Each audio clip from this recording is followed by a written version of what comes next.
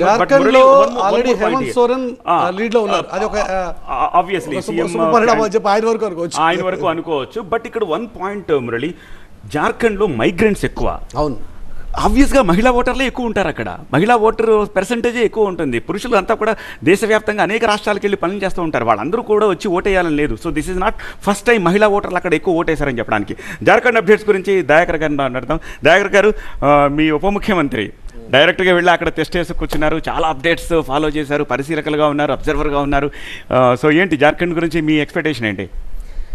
Good morning Murali గారు, సత్య గారు, ఇద్దరు పెద్దలకు కూడా. అయితే ఒకటేంటంటే ఇప్పుడు మహాబలి ఎవరు అనేది తేలబోతున్నది. బాహుబలి ఎవరా, మహాబలి ఎవరా? ఎందుకంటే మహాబలి అని ఎందుకంటే ఇప్పుడు బలహీనమైన ఇద్దరు క్యాండిడేట్లతో మోదీ గారు మహారాష్ట్రకి వెళ్ళిండు. మీరు అన్నట్టుగా జార్ఖండ్ మేము హేమంత్తోనే వెళ్ళినాం. కిరణ్ కుమార్ గారు ఒక్క రూపాయి కూడా పెట్టుబడి లేకుండా యోగా బిజినెస్ చేస్తూ నెలకి 1,00,000 సంపాదిస్తున్నారు. మీరు వారి నుండి ఈ బిజినెస్ గురించి నేర్చుకోవాలా? ఫ్రీడమ్ యాప్ ని డౌన్లోడ్ చేసుకోండి. అయినప్పటికీ కూడా ఫస్ట్ లెవెల్ ఎలక్షన్ అంటే బాహుబలిగా ఉన్న మిస్టర్ మోడీ గారు బక్కబలి అయిన తర్వాత అయిన ఎన్నికల్లో హర్యానాతో ఫేస్ సేవ్ అయింది. హర్యానా జమ్మూ కాశ్మీర్ ఓటమిని ఆయన పట్టించుకోలే. కానీ 370 ఆర్టికల్ తెచ్చిన మంచి పెద్ద ప్రచారం చేసిన హర్యానాల గెలుపును ఎక్కువ గ్లోరిఫై చేసుకున్నారు. ఇప్పుడు మహారాష్ట్రలో గెలిస్తే దాన్ని గ్లోరిఫై చేసుకునే ప్రయత్నం చేస్తారు, చూద్దాం దగ్గర ఉంది. కానీ జార్ఖండ్ నాకు తెలిసి నాకున్న అంచనా ప్రకారం జార్ఖండ్ కాంగ్రెస్ కూటమికి అనుకూలంగా అన్నట్టు రెండు ఇష్యూస్ ఇక్కడ ప్రధానంగా కనబడుతుంది. ఒకటి సంక్షేమ పథకాలు, తాయిలాలు, మీరు ఇస్తున్నటువంటి మీరు ప్రకటించినటువంటి తాయిలాలు. రెండవది కరప్షన్ అండ్ అన్ఎంప్లాయ్మెంట్. ఈ రెండు మేజర్ ఇష్యూస్.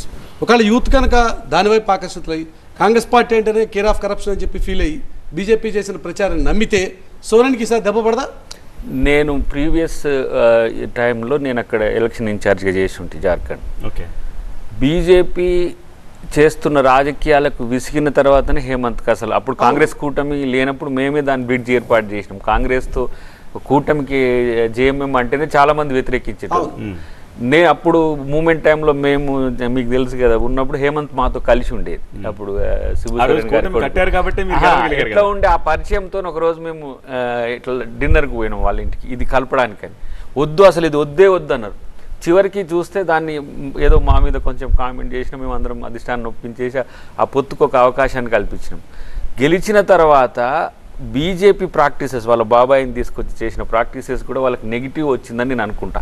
ఎందుకంటే ఇద్దరు ముద్ర ఎమ్మెల్యేని తీసుకుపోయి ఏదో మళ్ళీ మోదీ గారిని కలిసి ఏది ప్రాక్టీస్ ఏది మహారాష్ట్ర మాదిరిగా చేయాలనుకుంటున్నాను. కానీ నేను అనుకుంటా హేమంత్కు ఆ తర్వాత వచ్చింది పాజిటివిటీ అని నేను అనుకుంటున్నాను. ఏది తన అక్రమ అరెస్ట్ తర్వాత అవినీతి అనేది ఇప్పుడు ఆయన పేరేంది మధు కూడా సంథింగ్ అప్పుడు గనులకు సంబంధించినప్పటి నుంచి ఈ చిన్న రాష్ట్రాల్లో వస్తున్న ప్రధానమైన సమస్య, ఈ గనులున్న రాష్ట్రాలకు సమస్య ఏంటంటే ఈ మైనింగ్ ఇష్యూసే వస్తాయి. బట్ హేమంత్ దాని నుంచి పక్కకు పోవడానికి తర్వాత కాంగ్రెస్ కోఆర్డినేషన్లో కూడా ఉన్నాడు. రాహుల్ గాంధీతో ప్రియాంక గాంధీతో కోఆర్డినేషన్లో ఉన్నాడు.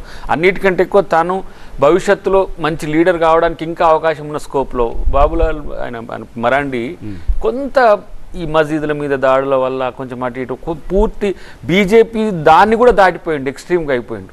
సో ఆ పరిస్థితిలో కొంత నెగేషన్ ఉంది.